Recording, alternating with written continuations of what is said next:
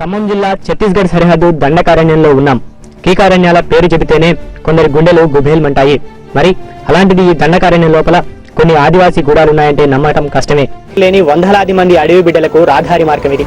ఈ ఇనుపనిచ్చిన లేకపోతే 8 గూడాల ఆదివాసీలు బాహ్య ప్రపంచంతో సంబంధాన్ని కోల్పోతారు. భద్రాచలం డివిజన్లోని వెంకటాపురం అడవుల నుంచి కెమెరామెన్ పృథ్వీ చిన్నకృష్ణలతో రాజేందర్, మహా టీవీ, ఖమ్మం.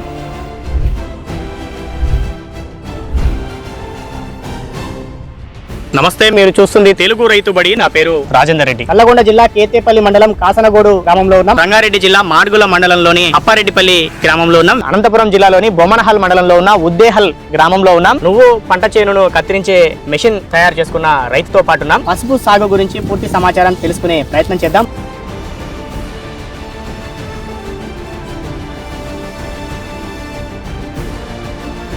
ఉద్యోగము ఉపాధి మార్గము కాదు, రైతుల కోసం మనం చేయాల్సిన ఒక ఉద్యమం అనేది.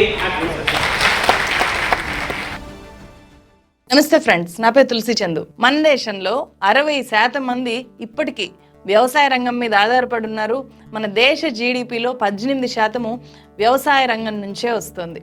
అంత కీలకమైన దేశానికి వెన్నెముక లాంటి వ్యవసాయము, సాగుదారుల గురించి సరైన సమాచారాన్ని ఇచ్చే పూర్తి స్థాయి వ్యవస్థలు ఇప్పటికీ లేవు. రకరకాల అగ్రికల్చరల్ యూనివర్సిటీస్ ఉన్నాయి, చాలా ప్రభుత్వ యంత్రాంగం వాటిలో పనిచేస్తుంది. అయినా సరే రైతులకు కావాల్సిన సమాచారాన్ని రైతుల దగ్గరికి వెళ్ళి చెప్పడము, రైతుల భాషలో చెప్పడము అనేది ఇంకా పూర్తిగా జరగట్లేదు. ఈ లోటుని భర్తీ చేయడానికి డిజిటల్ మీడియా పెరిగిన తర్వాత, అందరి చేతుల్లోకి స్మార్ట్ ఫోన్స్ వచ్చిన తర్వాత చాలా మంది యూట్యూబ్ ద్వారా ట్రై చేస్తున్నారు. అట్లా యూట్యూబ్ ద్వారా ట్రై చేసి అగ్రికల్చర్ని ప్రమోట్ చేయడము, అగ్రికల్చర్ స్టోరీస్ చేయడము, వ్యవసాయదారుల సక్సెస్ స్టోరీస్, వాళ్ళ ఫెయిల్యూర్ స్టోరీస్ చెప్పడమే ప్రధాన విధిగా పెట్టుకొని రైతుబడి అనే యూట్యూబ్ ఛానల్ ని మొదలుపెట్టి సక్సెస్ఫుల్ గా రన్ చేస్తున్న వ్యక్తి రైతుబడి రాజేందర్ రెడ్డి గారు. ఆయన సీనియర్ జర్నలిస్ట్ కూడా. జర్నలిజాన్ని వదిలిపెట్టి రైతుబడి ఎందుకు స్టార్ట్ చేశారు, ఇలాంటివన్నీ కూడా ఈ రోజు ఆయనే మనతో షేర్ చేయబోతున్నారు. సంక్రాంతి అంటేనే పంటల పండుగ. ఆ సంక్రాంతికి రాజేంద్ర గారిని మీ ముందుకు తీసుకొని రావడము నాకు చాలా సంతోషంగా ఉంది. ఛానల్స్ చాలా రకాల సెలబ్రిటీస్ని ఇంట్రడ్యూస్ చేస్తూ ఉంటాయి. ఈ క్రమంలో నేను ఎవరిని తీసుకొని వస్తే బాగుంటుంది అని ఆలోచించినప్పుడు రాజేంద్ర గారిని మించిన వ్యక్తి లేదు ఈ సంక్రాంతి సందర్భంగా ఇంటర్వ్యూ చేయాలి అంటే అని అనిపించి రాజేంద్ర గారిని నేను అడగడము, ఆయన వెంటనే ఒప్పుకోవడము జరిగింది.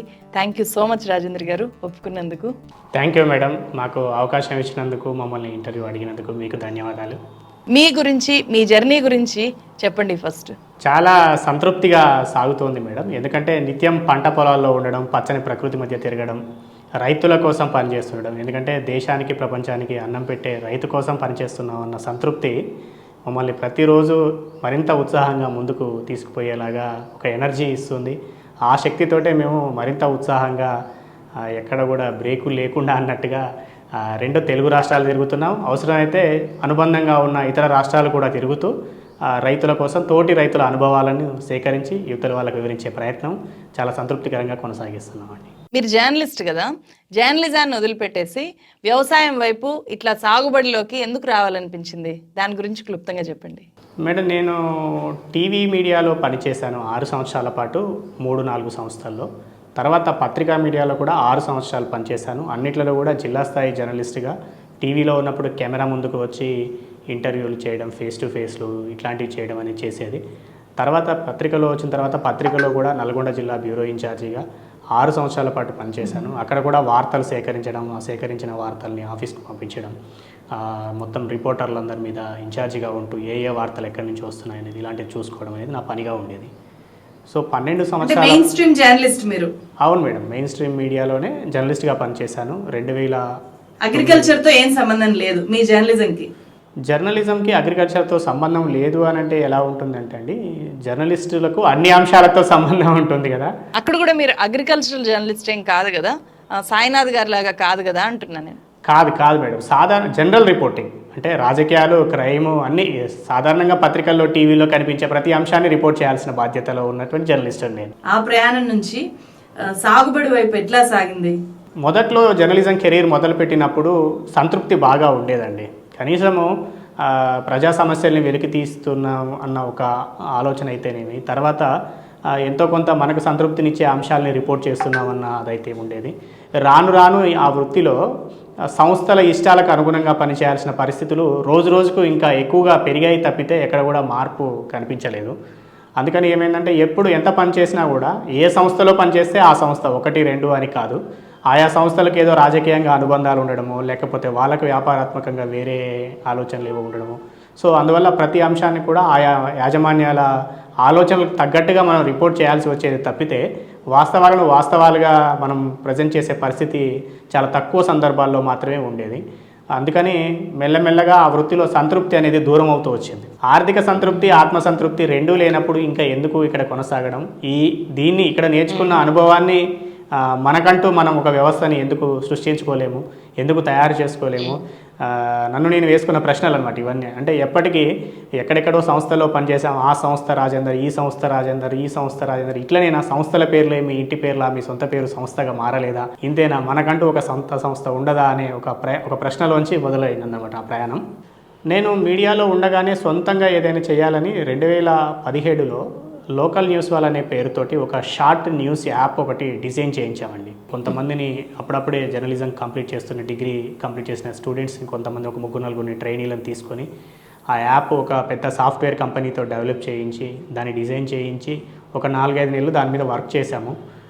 అప్పటికి నా శక్తికి మించిన పెట్టుబడి నేను పెట్టాను. దీని ద్వారా ఎక్కువ రోజులు పెట్టుబడి పెడితే ఎప్పటికో కానీ డబ్బులు తిరిగి రావు, అంతకాలం దీన్ని భరించే శక్తి మనకు లేదు అని చెప్పేసి దాన్ని మధ్యలోనే ఆపేసామండి. ఇంకా దాని తర్వాత ఏం చేసామంటే ఆ న్యూస్ వాళ్ళలోంచి ఈ పేరు పబ్లిక్లోకి ఎంతో కొంత వెళ్ళింది కదా, దీన్ని ఏం చేద్దామని చెప్పేసి లోకల్ న్యూస్ వాళ్ళ పేరుతోటి ఒక యూట్యూబ్ ఛానల్ స్టార్ట్ చేసాం. సాధారణంగా జనరల్ మీడియా ఏం చేస్తుందో దాన్నే చేసాము. కాకపోతే ఇంకా కొంచెం రూట్ లెవెల్లోకి వెళ్ళి ఒక ఎమ్మెల్యే ఆఫ్ బీట్ ఏ విధంగా ఉంటుంది అంటే తన ఇంట్లో కుటుంబ సభ్యులతో ఎలా ఉంటారు, తన వ్యవసాయం ఉంటే తనకు ఎలా టైం ఎట్లా ఇచ్చి చూసుకుంటారు, ఇట్లాంటివన్నీ చూపించే ప్రయత్నం చేసాం. నల్గొండ జిల్లాకు సంబంధించి పర్వాలేదు, బాగానే వెళ్ళింది.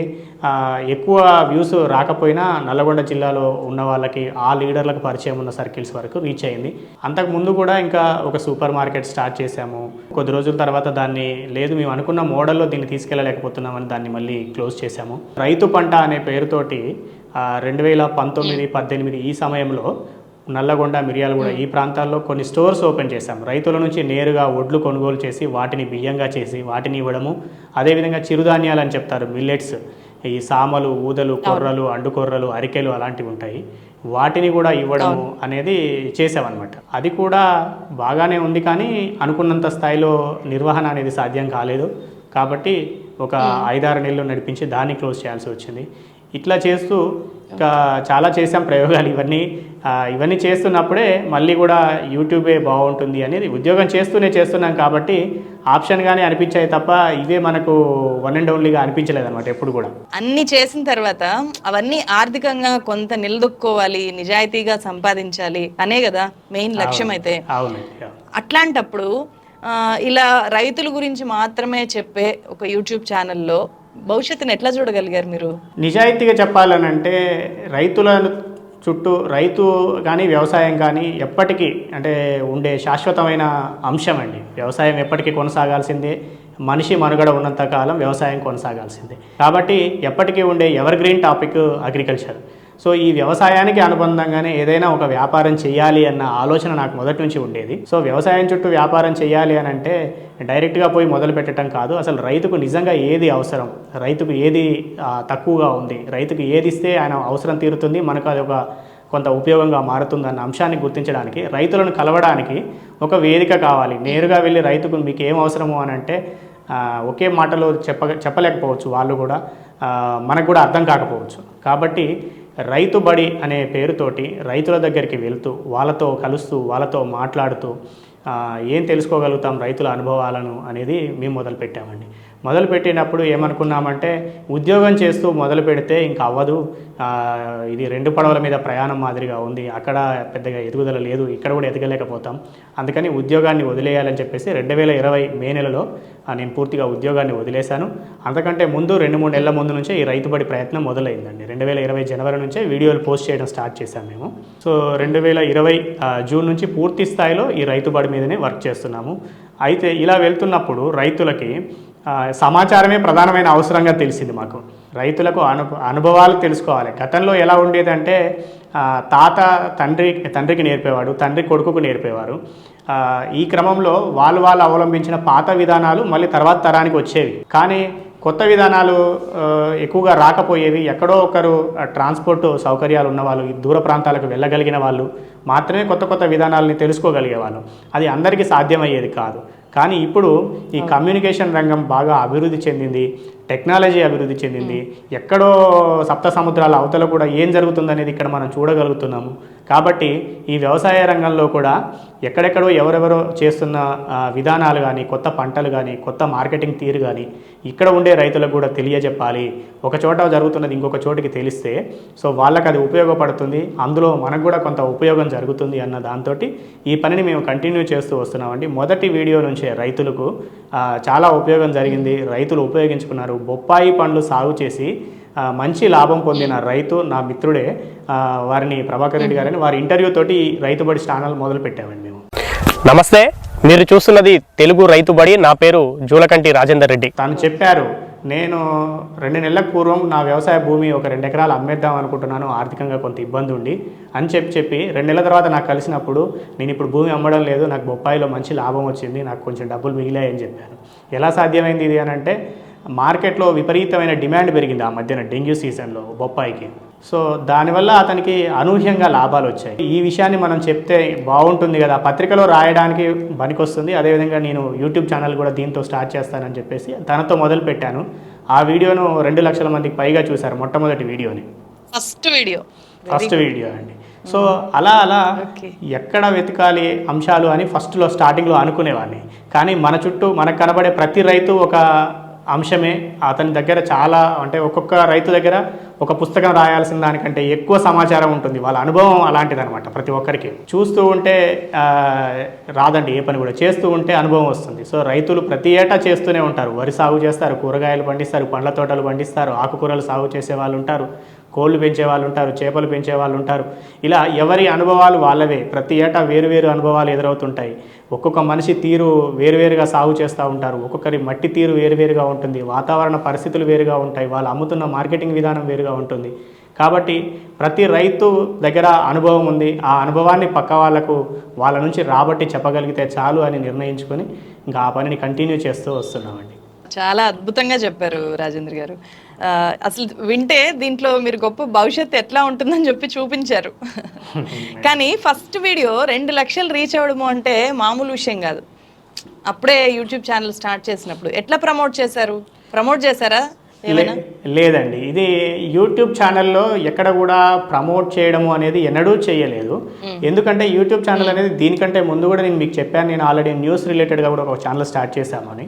సో దాంట్లో అనుభవం ఉంది. సో 2017 ఆ టైంలో నేను 100 మంది వరకు సబ్స్క్రైబ్ చేసుకునేలాగా తెలిసిన పరిచయస్తులకు వాట్సాప్లో షేర్ చేశాము.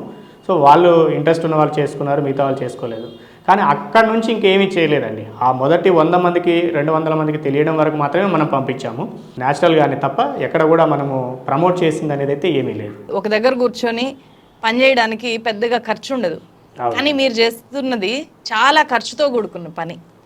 తిరగాలి, వాళ్ళని కలవాలి, అక్కడికి వెళ్ళాలి, ఒక చోటు నుంచి ఇంకో చోటుకి వెళ్ళాలంటేనే బోలెడంత ఖర్చు అవుతుంది.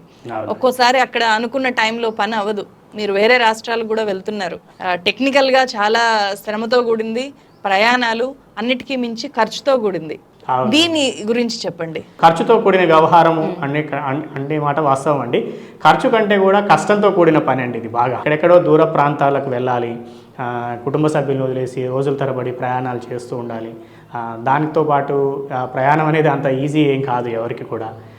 పరిచయాలు ఉండాలి, కంటెంట్ని వెతుక్కోగలగాలి. ఇక్కడ మనం ఎవరిని మన దగ్గరికి రమ్మని పిలవడం లేదు, వాళ్ళ దగ్గరికే వెళ్ళాలి. వెళ్ళినప్పుడు కూడా కొంతమంది ఇంట్రెస్టింగ్గా ఉండరు, కొంతమంది ఏమో వాళ్ళ పనుల్లో బిజీగా ఉంటారు. సో ఈ కష్టాల్ని చాలా కష్టాలు ఉంటున్నాయి. ఎందుకంటే అది చాలామందికి కనిపించదు కదా స్క్రీన్ మీద, తెర ఏం జరుగుతుంది అనేది. చాలా మంది పెయిడ్ అని కూడా అనుకుంటారు రాజేంద్ర గారు. అవునండి. ఒక ఎగ్జాంపుల్తో చెప్పండి. మీరు చాలా కష్టపడి చేసిన వీడియో, దానికి వచ్చిన రెస్పాన్స్, అది క్రియేట్ చేసిన ఇంపాక్ట్, ఇది రికార్డ్ అవ్వాలి, అందరికీ అప్పుడు తెలుస్తుంది. ఇప్పుడు అంటే ఒకటి అని చెప్పలేనండి, చాలా ఉన్నాయి కాబట్టి మీరు అడిగారు కాబట్టి. మీరు మీరు ఒకటి సెలెక్ట్ చేసి ఒకటి సెలెక్ట్ చేయాలని అంటే మాకు ఒక కామెంట్ రూపంలో పెట్టారు. షేక్ బాషా గారు అని నకరేకల్ సమీపంగా ఉంటారు, కేతేపల్లి మండలంలో వాళ్ళు. సో వారి గ్రామానికి వెళ్ళాం మేము. ఆయన ఏం చేశారంటే బురదలో నార్లు పోయడం లేదు, నాట్లు వేయడం లేదు. ఎందుకు అని అంటే కూలీల సమస్య అండి. చాలా వరకు ఆయన కూలీలు దొరకడం లేదు. చాలా గ్రామాల్లో వ్యవసాయ కూలీ పనులు చేయడానికి కూడా ఇప్పటి తరాల వాళ్ళు ఎవరు ముందుకు రావడం లేదు. కాబట్టి కూలీలు అనేది వ్యవసాయాన్ని వేధిస్తున్న ప్రధానమైన సమస్య. ఈ సమస్యను ఆయన అధిగమించడానికి, అదేవిధంగా ఖర్చును తగ్గించుకోవడానికి ఈ పొడి దుక్కిలో ట్రాక్టర్ తోటి విత్తనాలు వేసుకొని తర్వాత నీళ్లు కట్టి వరి సాగు చేయడం మొదలుపెట్టారు. ఇది కూడా అతను వేరే ఇతర ప్రాంతాల్లో చూసి వచ్చి సాగు చేశానని చెప్పారు. అతని అనుభవాన్ని మనం రికార్డ్ చేసి చూపిస్తే 2 లక్షల మందికి పైగా వెళ్ళిందండి ఆ వీడియో. 2 సంవత్సరాల్లో కేవలం నల్లగొండ జిల్లాలో నాగార్జున సాగర్ ఎడమ కాల్వ ఆయకట్టు పరిధిలో లేదా ఇతర కొన్ని ప్రాంతాల్లో నాకు తెలిసి నేను పరిశీలించినంత వరకు 10,000 ఎకరాల్లో ఆ విధానంలో నాట్లు వేశారండి రైతులు. 10,000 ఎకరాలకు పైగా. ఆ ట్రాక్టర్ మెషిన్స్, ఆ మెషిన్స్ కావాలి మాకు అని చెప్పేసి తనని అడగడం మొదలుపెట్టారు. తన నెంబర్ వీడియోలో పెడితే అతను తేలేక మాకు చెప్తే మేము కూడా కొన్ని మెషిన్స్ తెప్పించి ఇప్పించాం రైతుల కోసం. అలా నేను ఒక 40 మంది వరకు రైతులకు ఇప్పించామండి. అట్లా తెప్పించి వేరే చోట నుంచి తీసుకొచ్చి ఇక్కడ ఈ మిషన్ అందుబాటులో ఉంది తీసుకెళ్ళండి అని 40 మంది రైతుల వరకు మనం ఇప్పించాము. మనకు తెలియకుండా వివిధ కంపెనీలు ఉంటాయి కదా మిషనరీ అమ్ముకునే వాళ్ళు, వాళ్ళ దగ్గర ఇంకా ఎంత మొత్తంలో కొనుగోలు చేశారో మనకు తెలియదు ఆ విషయం. సో వేలాది ఎకరాల్లో ఇప్పుడు ఆ పద్ధతిలో వేస్తున్నారు. ఇది మాత్రమే కాదు, రీసెంట్గా కూడా అనంతపురం జిల్లా కర్ణాటక సరిహద్దుల్లో బొమ్మనహల్ మండలంలో అనే ఉద్దేహల్ గ్రామంలో ఒక రైతు మారుతి ప్రసాద్ గారని అల్లనేరేడు పండ్లు సాగు చేస్తూ ఈ పండ్లకు పెద్దగా ధర రావడం లేదు, దీన్ని ఏదైనా బై ప్రొడక్ట్ తయారు చేయాలన్న ఆలోచనతోటి 35 లక్షల రూపాయలు ఖర్చు పెట్టి 4-5 సంవత్సరాలు కృషి చేసి అల్లనేరేడు పండ్ల నుంచి జ్యూస్ తయారు చేయడం చేశారండి. ఆయన జ్యూస్ తయారు చేసి బాటిల్స్లో, గ్లాస్ బాటిల్స్లో నింపి వాల్యూ యాడ్ చేసుకొని దాన్ని ఎక్కువ ఆదాయం తీసుకోవడం, అదేవిధంగా ఆ ఫ్లేవర్ని ఆఫ్ సీజన్లో కూడా ఇవ్వాలి. అంటే అల్లనేరేడు పండ్లు సంవత్సరం పొడుగునా దొరకవు కాబట్టి దొరకని సీజన్లో కూడా ఆ ఫ్లేవర్ ఇచ్చే విధంగా దాన్ని డెవలప్ చేశాను. అతను చాలా రోజులుగా ఆ ప్రోడక్ట్ అమ్ముకోవడానికి లేదంటే అది మార్కెట్లోకి తీసుకెళ్ళి 10 మందికి చెప్పడానికి ఇబ్బంది పడుతున్నాను నేను, మీరు మాకు ఏమైనా చేయగలుగుతారా అంటే మేము వెళ్ళి అక్కడికి వెళ్ళి వీడియో తీసామండి వారిని. అతను ఇన్ని రోజులు మేము పడ్డ శ్రమ మీ ఒక్క వీడియోతోటి ఇంతమందికి చేరడం వల్ల మాకు చాలా సంతృప్తి కలుగుతుందండి. చాలామంది అడుగుతున్నారు, పెద్ద పెద్ద కంపెనీల వాళ్ళు మాకు పెద్ద మొత్తంలో మాకు ఇవ్వండి, మేము మా దాంట్లో అమ్ముకుంటాము, మేము అమ్మి పెడతాం, మీకు ఏ ధర కావాలి అని అప్రోచ్ అవుతున్నారండి. చాలా సంతోషంగా ఉందని అని చెప్పారు. సో ఇలా ఒక రైతు పడ్డ కష్టానికి ఈ ఒక వేదిక ద్వారా మేము ఒక ఎంతో కొంత ఉడతాభక్తి సాయం మాదిరిగా వాళ్ళ ఎదుగుదలకు కానీ ఇదే ఆలోచన ఇంకొక రైతు కూడా ఉపయోగపడుతుంది కదా ఖచ్చితంగా. సో ఈ పని చేస్తున్నాం. ఇట్లా ఇంకా చెప్పుకుంటూ పోతే చాలా అంశాలు ఉన్నాయి. అవన్నీ మరిద్దరికంటే కూడా, నాకంటే మీకంటే కూడా మా వీడియోలని ఫాలో అవుతున్న రైతులకు చాలా మందికి తెలుసు. అలాగే రాజేంద్ర గారు, చాలా శ్రమపడి నిరుత్సాహపడ్డ ఘటనలు ఏమన్నా ఉన్నాయా, వీడియోలు ఏమైనా ఉన్నాయా? నిరుత్సాహపడడం అంటే, నిరుత్సాహపడితే ఈ పనిని కంటిన్యూ చేసేవాళ్ళం కాదండి వాస్తవంగా చెప్పాలంటే. ఒక్కోసారి నిరుత్సాహం అనిపిస్తుంది, మనం ఎంచుకున్న మార్గమే ఈ కష్టంతో కూడుకున్న పనిని ఎంచుకున్నాం, లేదు మనం నిరుత్సాహపడకూడదు అని మళ్ళీ మరుసటి అరగంటకో గంటకో ఆ రోజుకు నీరసపడితే మరుసటి రోజుకో తప్పకుండా మళ్ళీ కొత్తగానే వెళ్ళడానికి ప్రయత్నం చేస్తూ ఉన్నాము. కొన్నిసార్లు మేము ఫీల్డ్కి వెళ్ళినప్పుడు వర్షం వచ్చేది.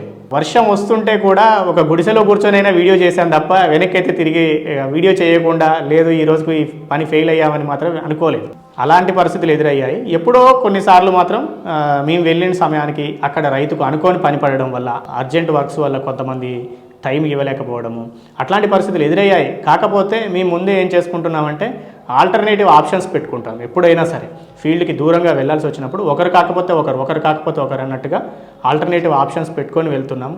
ఎందుకంటే వాళ్ళని ఎక్కడికి ప్రయాణించమని అడగడం లేదు, మేము వస్తున్నామని చెప్తున్నాం. ఒకవేళ మేము వెళ్ళలేకపోతే వాళ్ళకి పెద్దగా జరిగే నష్టమైతే లేదు, వాళ్ళు అక్కడే వ్యవసాయ క్షేత్రంలోనే ఉంటారు, వాళ్ళ పని వాళ్ళు చేసుకుంటూ ఉంటారు.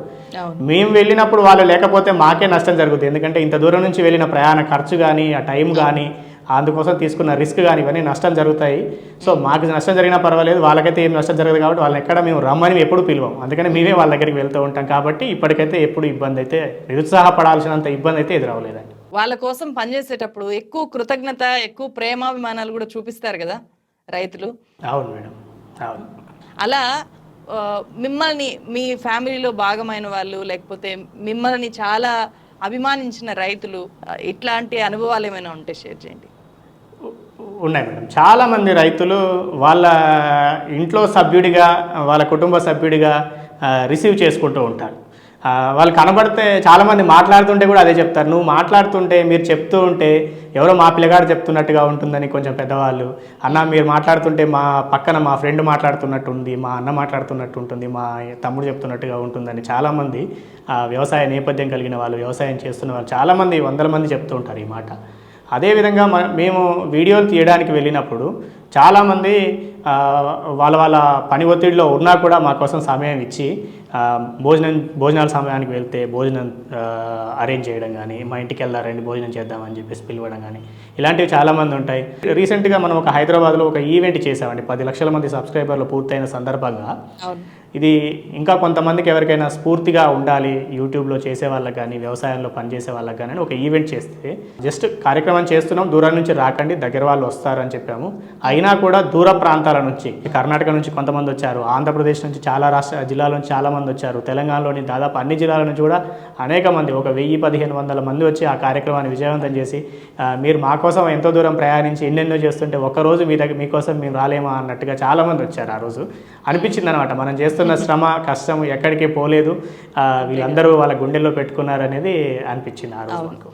నార్మల్ యూట్యూబ్ ఛానల్ ఏదో కేవలం డబ్బులు సంపాదించడం మాత్రమే లక్ష్యంగా పెట్టుకున్నదైతే ఈ ఇంపాక్ట్ క్రియేట్ అవ్వదు కదా. అవునవును, ఆ సంతృప్తి చాలా నడిపిస్తుందండి. మొన్నటిదాకా తెలంగాణ రాష్ట్ర వ్యవసాయ శాఖ మంత్రి ఉన్న నిరంజన్ రెడ్డి గారు ఆయనంతటా ఆయనగా ఫోన్ చేసి కూడా పిలిచారు. ఒకసారి ఎక్కడెక్కడో చూపిస్తున్నారు, ఎవరిదో వ్యవసాయాన్ని చూపిస్తున్నారు, నేను కూడా ఒక రైతునే, ఒక మంత్రిగా మాట్లాడడం లేదు, ఒక రైతుగా నా అనుభవాన్ని కూడా చూపిస్తే ఎవరికైనా ఉపయోగపడుతుందేమో అని అడిగారండి. అంటే ఒక వ్యవసాయ శాఖ మంత్రి ఆ ప్రాతినిధ్యం వహిస్తూ మనల్ని పిలిచి మాది చూయించండి అని అడగడం అనేది ఒక గౌరవమే కదా మనకు కూడా. చాలా గొప్ప గౌరవం. ఇదంతా కేవలం ఒక రైతు కోసం చేస్తున్నాం, ఒక వ్యవసాయం కోసం చేస్తున్నాం కాబట్టి అలాంటి సంతృప్తి కానీ, అలాంటి గుర్తింపు కానీ, అలాంటి గౌరవం కానీ దక్కుతుందన్న సంతృప్తి మాకుంది. దానివల్లనే మనం ఇంకా సంతోషంగా ముందుకు సాగగలుగుతున్నాం. ఇంకొకటి రాజేందర్ రెడ్డి గారు, వ్యవసాయాన్ని వదిలి వెళ్ళిపోయే వాళ్ళు ఎక్కువ అవుతున్నారా, వ్యవసాయంలోకి వచ్చే వాళ్ళు ఎక్కువ అవుతున్నారా? దీనికి మీరేం చెప్తారు? మీ అబ్జర్వేషన్ ఏంటి? వ్యవసాయాన్ని గతంలో ఇబ్బందులు ఉన్నాయి, ఫలితాలు కూడా సరిగ్గా రావడం లేదు, నష్టాలు వస్తున్నాయని వ్యవసాయం నుంచి కొంతమంది దూరం జరిగిన మాట వాస్తవం అండి. కానీ ఇప్పుడు మాత్రం చాలా వరకు వ్యవసాయాన్ని కొనసాగించాలి, లేదా ఎక్కడ ఉన్నా మళ్ళీ మనకు చివరకు వ్యవసాయమే మనల్ని ఆత్మసంతృప్తిని కానీ ఇస్తుంది అనే ఆలోచనతో చాలామంది తిరిగి మళ్ళీ పొలాల దగ్గరికి చేరుకుంటున్నారు, వ్యవసాయం చేస్తున్నారు. కాకపోతే వ్యవసాయానికి ఇంకా రావాల్సినంత ఆదాయం అయితే రావడం లేదు.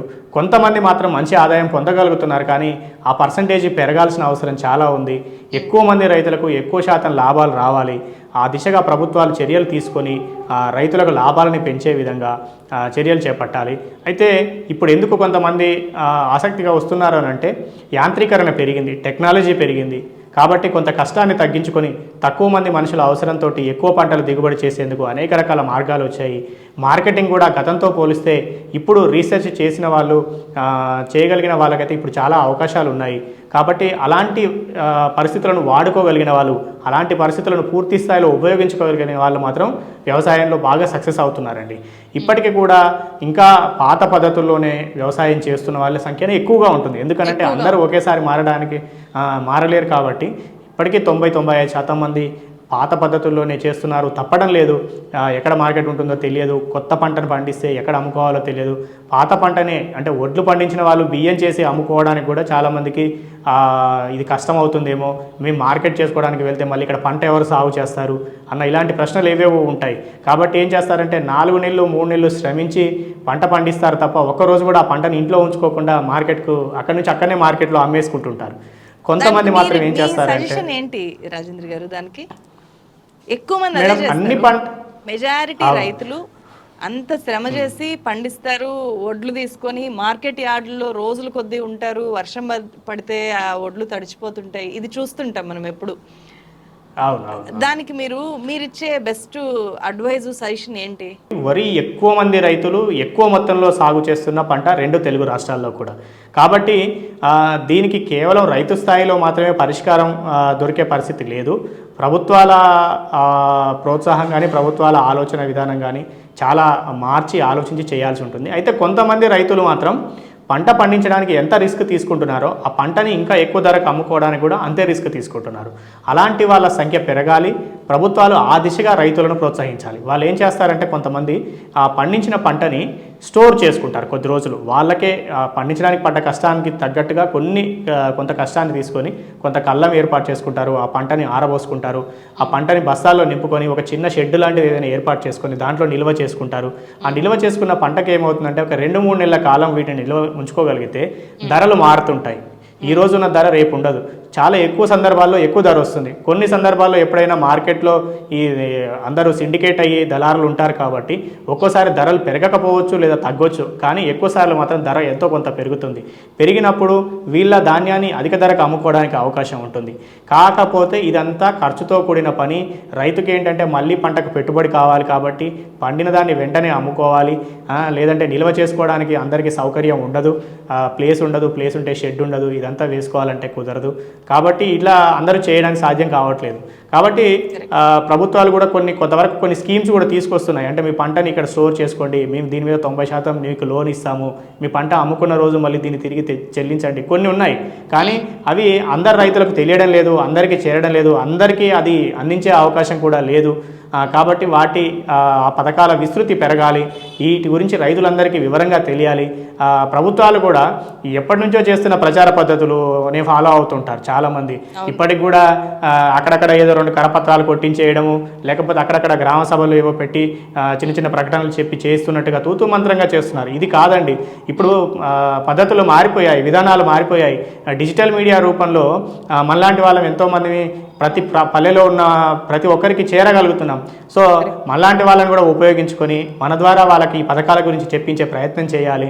వేరువేరు మాధ్యమాల ద్వారా రైతులకు ఆ సమాచారాన్ని ఇవ్వగలగాలి. ఇచ్చినప్పుడు ఆ పథకాల వినియోగం పెరుగుతుంది, రైతులు వాటిని వాడుకుంటారు, రైతులకు లాభం పెరుగుతుంది, తద్వారా దేశానికి లాభం పెరుగుతుంది, ప్రపంచానికి మంచి జరుగుతుంది, రైతుకు మంచి జరుగుతుంది. చాలా వాల్యుబుల్ సజెషన్ ఇది. అలాగే మోడర్న్ యూత్ అంటే బాగా చదువుకున్న వాళ్ళు, ఫారెన్లో సెటిల్ అయిన వాళ్ళు చాలామంది ఇప్పుడు మళ్ళీ వ్యవసాయం బాట పట్టడాన్ని కూడా మనం చాలా సక్సెస్ స్టోరీస్లో చూస్తుంటాం. అట్లాంటి వాళ్ళు రైతుబడిలో భాగస్వాములుగా ఉన్నారా? వాళ్ళ మీద మీరు స్టోరీస్ చేశారా? చేశామండి. బాగా చదువుకొని మంచి మంచి ఉద్యోగాలు చేస్తున్న వాళ్ళు కూడా వాటిని వదులుకొని వచ్చి వ్యవసాయం చేస్తున్న వాళ్ళు కొందరున్నారు. భవిష్యత్తులో మేము వచ్చి మా ఊర్లో మళ్ళీ మేము వ్యవసాయం చేయాలన్న ఆలోచనతోటి ఇప్పటి నుంచే మన వీడియోలు చూస్తూ వాటిని ఒక లైబ్రరీ కింద రిఫరెన్స్గా పెట్టుకొని అనుభవాన్ని పొందుతున్న వాళ్ళు కొంతమంది ఉన్నారు. కొంతమంది ఇప్పటికే మనతో సంబంధం లేకుండా వాళ్ళు మొదలుపెట్టి ఇది మన వల్ల కాదు అనుకొని వదిలేసుకొని వెళ్ళిన వాళ్ళు ఉన్నారు. నష్టపోయిన వాళ్ళు కూడా ఉంటుంటారు అక్కడక్కడ. ఎందుకు అని అంటే వ్యవసాయము చూసినంత ఈజీ కాదండి చేయడం. సినిమా చూసిన వాళ్ళందరూ సినిమాని విశ్లేషిస్తారు, క్రికెట్ మ్యాచ్ చూసిన వాళ్ళందరూ ఈ బాల్ ఇలా ఆడాల్సిందే, ఆ బ్యాట్ అలా కొట్టాల్సిందే అని చెప్తారు తప్ప గ్రౌండ్లో దిగితేనే తెలుస్తుంది ఎవరికైనా ఏదైనా. కాబట్టి వ్యవసాయం అనేది కూడా చూడడానికి ఆహ్లాదంగా ఆనందంగా కనిపిస్తుంటుంది తప్ప చేయడానికి చాలా కష్టంతో కూడిన పని. కేవలం కష్టం మాత్రమే కాదు, ప్రకృతి మీద ఆధారపడాలి, ప్రకృతి సహకరించాలి, మార్కెట్ స్థితిగతులు సహకరించాలి, భూమి ఏ విధంగా ఉంది, నీటి లభ్యత ఎలా ఉంది, వాతావరణం ఏ సీజన్లో ఏ పంట వస్తుంది, వేసిన ఒక్క పంటనే పక్కపక్క రైతులు ఇద్దరు చేసే విధానాలు వేరువేరుగా ఉంటాయి. 10 మంది ఉంటే 10 మంది చేసే విధానం వేరువేరుగా ఉంటుంది. సో ఈ అంశాలు ఎన్నెన్నో ఉంటాయి అన్నమాట, దానికి ముడిపడి ఉంటాయి. కాబట్టి వాటన్నింటినీ ఆకలింపు చేసుకొని మెల్లమెల్లగా లాంగ్ టర్మ్ ప్లాన్ తోటి, అంటే సుదీర్ఘమైన ప్రణాళిక వేసుకొని ఇక శాశ్వతం మనం దీంట్లోనే అనుకున్నప్పుడు మాత్రమే వ్యవసాయంలోకి రావాలి. ఇలా సక్సెస్ఫుల్గా చేస్తున్న వారు లేరా అంటే ఉన్నారు, ఫెయిల్ అయిన వారు లేరా అంటే ఉన్నారు. సో వాళ్ళ అనుభవాలను వీళ్ళ అనుభవాలను చూపించే ప్రయత్నం మాత్రమే తెలుగు రైతుబడి చేస్తుంది. అవును. ఇప్పుడు ఫెయిల్ అయిన వాళ్ళు వాళ్ళ ఫెయిల్యూర్ స్టోరీని చెప్పడానికి కంఫర్టబుల్గానే ఉంటారా? 90% మంది ఉండరు మేడం. ఎప్పుడు ఉంటారంటే మళ్ళీ వాళ్ళు ఒక సక్సెస్ సాధిస్తే ఆ సక్సెస్ సాధించిన సందర్భంలో గతంలో నేను ఫెయిల్ అయ్యానని చెప్పడానికి ముందుకు వస్తున్నారు తప్పితే నిజంగా ఇప్పుడు వ్యవసాయంలో ఫెయిల్ అయ్యి వేరే వ్యాపారంలోకి వెళ్ళిన వాళ్ళు నిజంగా మీరు ఈ వ్యవసాయంలో ఫెయిల్ అయ్యాని అంటున్నారు కదా, ఈ అనుభవాన్ని చెప్దాం రండి, ఇంకెవరికైనా ఉపయోగపడుతుంది అని అంటే మేము ఇప్పటికే ఫెయిల్ అయ్యాము, ఇంకా దాన్ని గొప్పగా చెప్పుకోవాలా 10 మందికి, ఏమొద్దులేండి అనేది చాలామంది ఉంటారు. గెలిచిన వ్యక్తి ఓడిన కథని చెప్తే వింటారు తప్ప ఓడిన వ్యక్తి ఓడిన విధానాన్ని చెప్తే ఎవరు వినడం లేరు. ఇప్పుడు ఎక్కువగా చూడాల్సిందే ఫెయిల్యూర్ స్టోరీలు, ఎక్కువగా పాపులర్ కావాల్సిందే ఫెయిల్యూర్ విధానాలు. తెలుసుకున్నప్పుడే అది ఎలా చేయకూడదో తెలుస్తుంది. అవును, అది చెప్పే failure ప్రయత్నం storyలు. చేస్తే సహకరించే వాళ్ళు తక్కువగా ఉంటారు, అది చెప్పినా దాన్ని చూసి దాని గురించి నేర్చుకునే వాళ్ళు కూడా తక్కువ మందే ఉంటున్నారు. కాబట్టి ఆ ఫెయిల్యూర్ వీడియోల సంఖ్య అనేది కొంచెం తక్కువగా వస్తూ ఉంటుంది. ఇదే ప్రధానమైన కారణం. చూసే వాళ్ళది అలాగే ఉంటుంది, చెప్పే వాళ్ళు కూడా అలాగే ఉంటారు, అందుకని తక్కువగా వస్తుంది. ఎక్కువ మంది ఎక్స్ప్లాయిట్ చేసేది కూడా రైతులనే, పురుగు మందుల రూపంలో కానీ లేకపోతే రకరకాల విత్తనాల రూపంలో కానీ. సో అట్లాంటి ఎక్స్ప్లాయిటేషన్స్ గురించి అయినా చెప్తుంటారా మీకు? చాలామంది అడుగుతూ ఉంటారండి, రైతులు విరివిగా పురుగు మందులు వాడుతున్నారు, ఇది వాడటం మంచిది కాదని. ఇవాళ రేపు ఒక ఉదయం జ్వరం వస్తే కాసేపైన ఆ జ్వరం తగ్గిపోతుందేమో అని సాయంత్రం వరకు చూడకుండా వెంటనే ఏ పారాసిటమాల్ ట్యాబ్లెట్ వేసుకోవడానికి మనం వెళ్తూ ఉంటాం. చాలామంది చేస్తున్నదే ఇది. రైతులు మాత్రం ఓపిక పట్టాలంట. రైతులు మాత్రం వరి చేను నష్టపోతుంటే దానికి మందులు కొట్టకుండా, ఎరువులు వేయకుండా దాన్ని కాపాడాలి.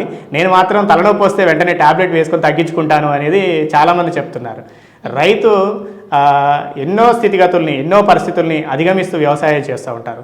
వాళ్ళకు కూడా లాభం రాకపోతే వ్యవసాయాన్ని కంటిన్యూ చేయడం అనేది సాధ్యమే కాదు. కాబట్టి ఆ క్రమంలో వాళ్ళు కొంతమంది ఎక్కువ ఎరువులు వేస్తున్నారు, ఎక్కువ ఫర్టిలైజరు, ఎక్కువ పెస్టిసైడ్ అప్లై చేస్తున్న వాళ్ళు ఉన్నారు, లేరు అని కాదు. కాకపోతే వాళ్ళని ఆ విధంగా చేయకుండా కూడా మంచి ఫలితాలు పొందే అవకాశం ఉంది అనే విషయాన్ని 1కి 4 సార్లు చెప్పాలి. ఆ బాధ్యత ప్రభుత్వాల మీద ఉంది, సమాజంలో ప్రతి ఒక్కరి మీద ఉందండి. ఎందుకనంటే ఈ సలహాలు సూచనలు ఎవరైతే ఇస్తున్నారో వాళ్ళందరూ ఇదే రైతు మార్కెట్లో నేను నాణ్యంగా పండించానండి, ఎరువులు వేయకుండా, పురుగు మందులు వేయకుండా పండించానని తీసుకొచ్చి అమ్మడానికి వచ్చినప్పుడు ఇది నిగనిగలు ఆడటం లేదు, ఇది షైనింగ్ లేదు, ఆ పక్కన చూసావా ఎంత బాగుందో, దాన్ని 30 రూపాయలకి ఇస్తున్నారు, దీన్ని 40 రూపాయలు అంటున్నావేంటి నువ్వు అని చెప్పేసి ఇతన్ని పూర్తిగా డిస్కరేజ్ చేస్తూ ఆ విషయాన్ని అర్థం చేసుకోలేని వాళ్ళే ఎక్కువ మంది ఉంటారు. అలాంటి వాళ్ళు మాత్రమే ఎక్కువగా ఈ రైతుల పట్ల వీళ్ళు ఎరువులు వాడుతున్నారు, పురుగు మందులు కొడుతున్నారు అని చెప్తారు తప్ప ఇంటికి వచ్చి మళ్ళీ వెంటనే తలనొప్పికో ట్యాబ్లెట్, బీపీకో ట్యాబ్లెట్, షుగర్కో ట్యాబ్లెట్ అని ఒక 10 గల పడేస్తారు లోపల. ఫర్టిలైజర్ వేయకుండా, పెస్టిసైడ్ కొట్టకుండా సహజమైన పద్ధతుల్లో పండించిన పంటకు ఎక్కడైనా నిగనిగలాడే రంగు కానీ, షైనింగ్గా కనిపించే అవకాశం కానీ ఉంటుందా? ఉండదు కదా. మనము మన ఆరోగ్యాన్ని సంరక్షించుకోవడానికి ఎంత ఆర్గానిక్గా ఉంటున్నాము అనే విషయాన్ని చాలా తక్కువ మంది ఫాలో అవుతున్నారు. అలాంటి వాళ్ళు కొంతమంది రైతుల్ని కూడా ఎంకరేజ్ చేస్తున్నారు, వాళ్ళ నుంచి కొనుగోలు చేస్తున్నారు. సహజంగా ఉండడానికి ఎంతమంది ప్రయత్నిస్తున్నారు, వీళ్ళ సంఖ్య పెరగాలి. అదేవిధంగా రైతుల్లో కూడా మెల్లమెల్లగా ఆ సంఖ్య పెరగాలి. సో ఇందుకోసం కేవలం రైతుల్ని నిందిస్తూ కూర్చోకూడదు, రైతులు వాడుతున్నారని వాళ్ళని మాత్రమే అంటే కాదు. సమాజంలో ప్రతి ఒక్కరూ ఆ బాధ్యత తీసుకోవాలి. ప్రభుత్వాలు కూడా రైతులను ఆ విధంగా చేస్తేనే ఇది సాధ్యమవుతుంది. చాలా విలువైన మాట రాజేంద్ర గారు. మనం ఎంత ఆర్గానిక్గా ఉంటున్నాము, మనం ఎంత సేంద్రియంగా మన శరీరాలని చూసుకుంటున్నాము రైతులను అనడానికి అని అన్నారు. నిజంగా ఇది రాసి పెట్టుకోవాల్సిన మంచి మాట. సందర్భంలో ఒక చిన్న ఈ మాట అండి. కొంతమంది యంత్రాలు వాడుతూ నేలను దున్నుతుంటారు. చాలామంది ఏమంటారంటే పశువుల్ని వాడండి, పశువులతోటే దున్నించండి, అప్పుడు మీ వ్యవసాయం బాగుంటుంది అని చెప్తారు. ఈ చెప్పే వాళ్ళందరూ ఎక్కడో ఏసీ రూమ్లో, అద్దాల మేడలో స్మార్ట్ ఫోన్ చేతిలో పెట్టుకొని కామెంట్ రాస్తూ ఉంటారు. ఇతనికేమో సకల సౌకర్యాలు ఉండాలి, రైతు మాత్రం అదే సాంప్రదాయాన్ని కొనసాగించాలి, అదే ఎద్దును మేపాలి, అదే వ్యవసాయాన్ని కొనసాగించాలి, పూర్తిగా మన సాంప్రదాయ విలువల్ని వాటిని కాపాడుతూ వ్యవసాయం చేయాలి, మేము మాత్రం ఇక్కడ ఈ సకల సౌకర్యాల మధ్య ఉండాలి అనేది చాలా మంది కోరుకుంటూ ఉంటారు. తప్పండి. ఎందుకంటే మన ఉత్పత్తి పెరిగింది. ఎప్పుడో స్వామినాథన్ గారు ఆ కాలంలో చేసిన ఈ హరిత విప్లవం లాంటి వాటికి బీజాలు వేయడం వల్లనే కదా ఈరోజు ఇంత జనాభా పెరిగినా కూడా మన దేశంలో ఆహార కొరత లేకుండా, మన దేశానికే కాదు ప్రపంచ దేశాలకు కూడా అన్నం పెట్టే విధంగా మనం అందరం వ్యవసాయ ఉత్పత్తుల్ని పండించుకోగలుగుతున్నామని అంటే ఆ విధానాల వల్లనే సాధ్యమైంది. ఇంకా పాత పద్ధతుల్లోనే ఉండి చేస్తూ ఉంటే ఎప్పటికో మనం అందరం ఆకలితోటి చాలామంది పోయేవాళ్ళం. కాబట్టి దాన్ని చేయాలి అనడం కరెక్ట్ కాదు. దాన్ని చేస్తున్న వాళ్ళని ప్రోత్సహించాలి, కొత్త విధానాల్లో వస్తున్న వాళ్ళని ప్రోత్సహించాలి, మొత్తంగా వ్యవసాయాన్ని ప్రోత్సహించాలి, రైతును ప్రోత్సహించాలి. కరెక్ట్ రాజేంద్ర గారు. అంటే మీరు చేస్తున్న ఈ పనిని మీ కుటుంబం ఎట్లా చూస్తుంది, వాళ్ళ రెస్పాన్స్ ఏంటి, మీ ఫ్యామిలీ పర్సనల్ లైఫ్ గురించి చెప్పండి కొంత. మా పర్సనల్ లైఫ్ వచ్చేసి నేను పూర్తిగా వ్యవసాయ కుటుంబంలో పుట్టి పెరిగిన వాడినండి. మా అమ్మ నాన్న ఇద్దరు రైతులే, వ్యవసాయ కుటుంబం. నల్గొండ జిల్లా కేంద్రానికి కొంచెం దూరంలో ఉన్న మాచినపల్లి అనే ఊరు మాది. తర్వాత కొన్నాళ్ళకి మేము మా అమ్మమ్మ వాళ్ళ ఊరు గణపురం, మా అమ్మమ్మ వాళ్ళ ఊరు, అక్కడికి వెళ్ళినప్పుడు అక్కడ నీటి సౌకర్యం లేక వ్యవసాయానికి దూరంగా ఉన్నారు మా వాళ్ళు. సో అక్కడ నుంచి కొంచెం వ్యవసాయంతో దూరం పెరిగినా చిన్నప్పుడంతా కూడా వ్యవసాయంతో తిరిగిన వాళ్ళమే. ఊళ్ళలో ఉన్నాం కాబట్టి వ్యవసాయం తెలుసు, పశువులు తెలుసు, అన్నీ తెలుసు. ఆ తర్వాత ఇప్పుడు మాకు పూర్తిగా వ్యవసాయం ఏమీ లేదు. నేను డిగ్రీ చదువుకున్న తర్వాత ఇంకా బతుకు తెరువు కోసం అందరూ ఎట్లయితే వేరే వేరే ఉద్యోగాలు వెతుక్కుంటారో నేను అదేవిధంగా వెతుక్కుంటూ వస్తున్న క్రమంలో అనుకోకుండా మీడియాలోకి ప్రవేశించాను. ఈ క్రమంలో ఈ పని చేస్తున్నప్పుడు మా కుటుంబ సభ్యుల ప్రోత్సాహం చాలా ఉందండి. మా మిసెస్ మంజుల, మా అమ్మ చంద్రకళ, మా పిల్లలు, నాకు 2 బాబులు, వాళ్ళు ఇప్పుడు ఒకరు 6th క్లాసు, చిన్నోడు 4th క్లాస్ చదువుతున్నారు.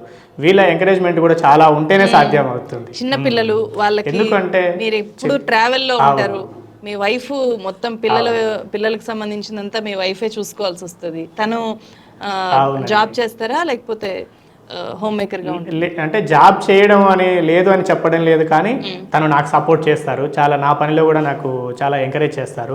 గతంలో జాబ్ చేశారు 2 సంవత్సరాల పాటు. పిల్లల బాధ్యత పెరిగిన తర్వాత మళ్ళీ తాను ఉద్యోగంలోకి వెళ్తే పిల్లల్ని చూసుకోవాల్సి ఇబ్బంది ఉంటుందని చెప్పేసి మళ్ళీ ఇంటి దగ్గరే ఉంటూ పుల్లకి సమయం ఇస్తున్నారు. ఇప్పుడు నేను చేస్తున్న పనిలో నేను ఈ వీడియోలు తీసుకొస్తూ ఇంకో మళ్ళీ వేరే ఊరికి వెళ్ళాల్సి వచ్చినప్పుడు ఆ వీడియోలను ఎడిటింగ్ చేయడంలో కానీ నాకు చాలా సపోర్ట్గా సహకరిస్తాం. అవునండి, తను MSc maths gold medallist. So తనకి చాలా టాలెంట్ ఉంది. అంటే నేను ఉద్యోగం వదిలేసి ఈ ప్రయత్నం మొదలు పెడుతున్నప్పుడు కొంత టెన్షన్ పడ్డారు మా వాళ్ళు.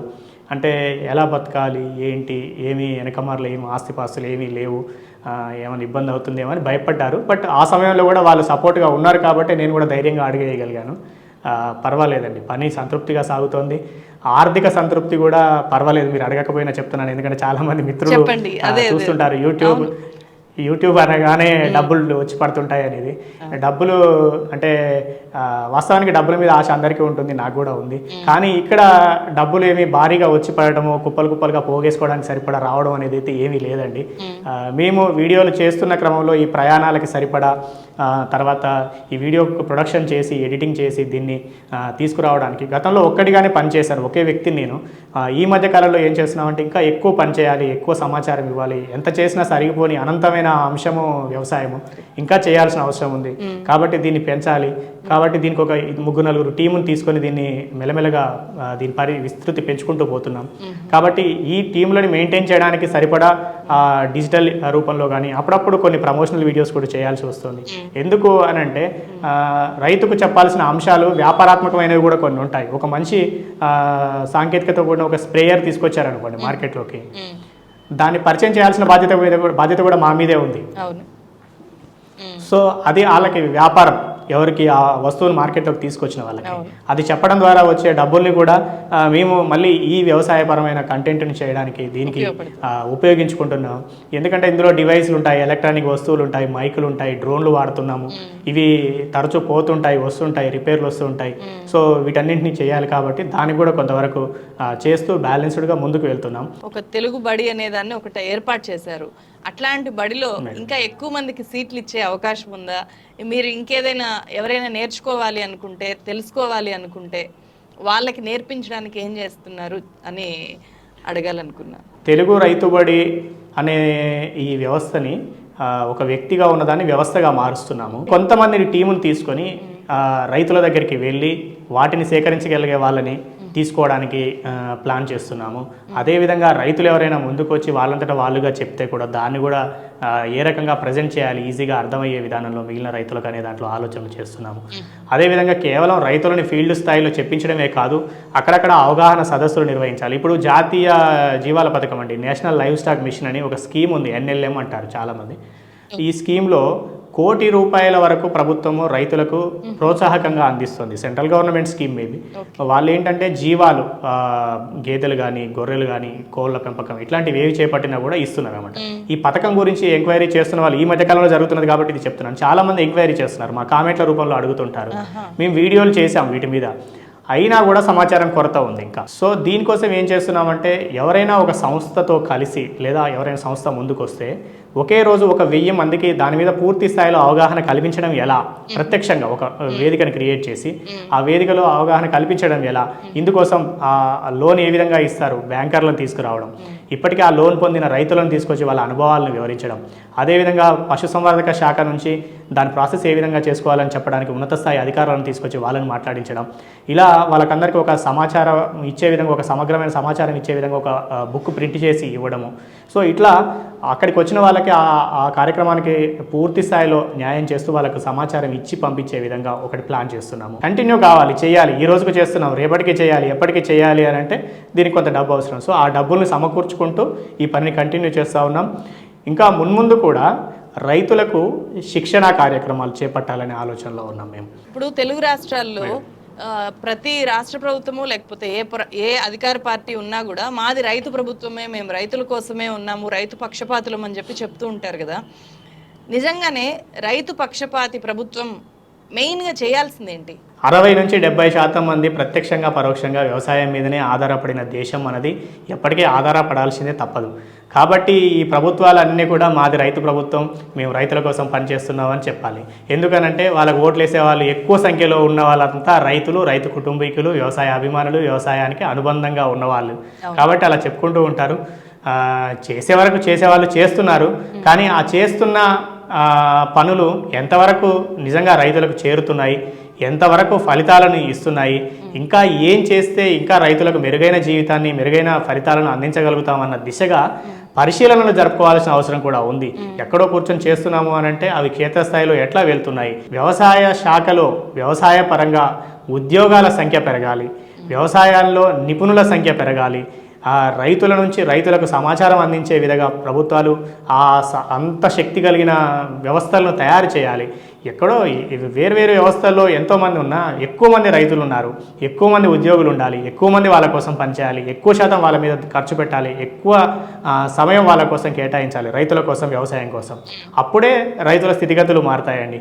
కేవలం ఏదో మేము మిగిలిన శాఖలకు చేస్తున్నట్టుగా వ్యవసాయానికి చేస్తున్నాము అని అంటే కాదు. ఎందుకంటే వ్యవసాయం అనేది పెద్ద అంశం కాబట్టి వ్యవసాయం అభివృద్ధి జరిగితే నిరుద్యోగం అనే సమస్య చాలా వరకు 90% నిర్మూలన చేసుకున్నట్టు. వ్యవసాయ పని ఎక్కువ ఉంటుంది, ఎక్కువ మంది అందులోకి బిజీ అయిపోతారు.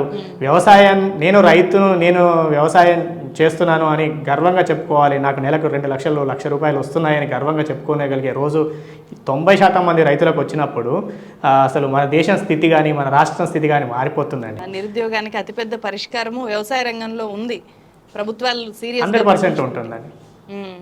నిరుద్యోగానికి అతిపెద్ద పరిష్కారం చూపించగలిగే మొట్టమొదటి ప్రధానమైన అంశము వ్యవసాయం అండి. వ్యవసాయాన్ని ప్రోత్సహిస్తూ, వ్యవసాయంలో లాభాలను అందరికీ వివరిస్తూ, వ్యవసాయంలో లాభాలను ఎలా పొందాలో చెప్తూ చేసే దిశగా ప్రోత్సహిస్తే ఖచ్చితంగా సాధ్యమవుతుంది.